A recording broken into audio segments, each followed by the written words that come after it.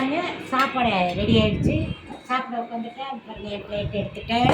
நான் அந்த பிளேட்டை கலர் பிளேட்டாக மாற்றுறேன். இது ஒரே ஒயிட்டாக இருக்குது, உங்களுக்கு சரியாக தெரிய மாட்டேங்குது. அதனால் நான் பாருங்கள் சாப்பாடு போட்டுட்டேன். சுட சுட சாப்பாடு. இன்றைக்கி கரெக்ட் டைமுக்கு வந்திருக்கேன்னு நான் நினைக்கிறேன்.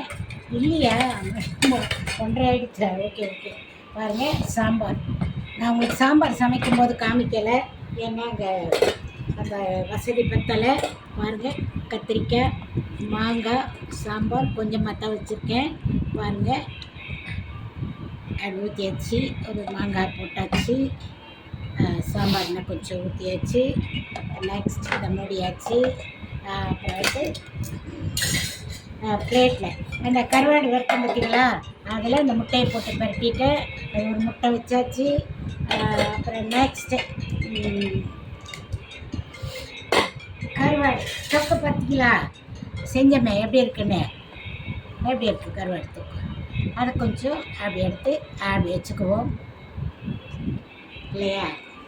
அப்படி எடுத்து வச்சுக்கிட்டு நெக்ஸ்ட் இப்போ சாப்பிட ஆரம்பிப்போம். சரியா ஃப்ரெண்ட்ஸ், வாங்க சாப்பிட ஆரம்பிப்போம். சுட சுட இருக்கேன், சுட சுட சாப்பிட்டா தான் நீங்கள். நான் கரெக்ட் டைமுக்கு சாப்பிட வந்துட்டேன். என்ன ஃப்ரெண்ட்ஸ், நீங்கள் சீக்கிரம் சமையல் பண்ணிவிட்டேன். நான் 1 மணிக்கு தான் அடுப்புக்கிட்ட போனேன். 1/2 மணி நேரத்தில் அந்த வேலையெல்லாம் முடிச்சிட்டேன். பாருங்கள் சாதம் வச்சாச்சு, அதில் கொஞ்சோண்டு கருவாடு தொக்கு வச்சாச்சு, கொஞ்சோண்டு முட்டை வச்சாச்சு. எடுத்து இப்போ முதல்ல நீங்கள் சாப்பிடுங்க, அப்புறம் நான் சாப்பிட்டேன். ஓகே, செம்ம டேஸ்ட்டாக இருக்குது.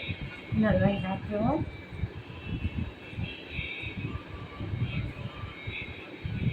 சூப்பராக இருக்குது. நீங்களும் நல்லா இது மாதிரி சாம்பார் வச்சு கருவாடு தொக்கு வச்சு சாப்பிடுங்க, அருமையாக இருக்கும். அடுத்த வீடியோவில் சந்திப்போம். பாய்.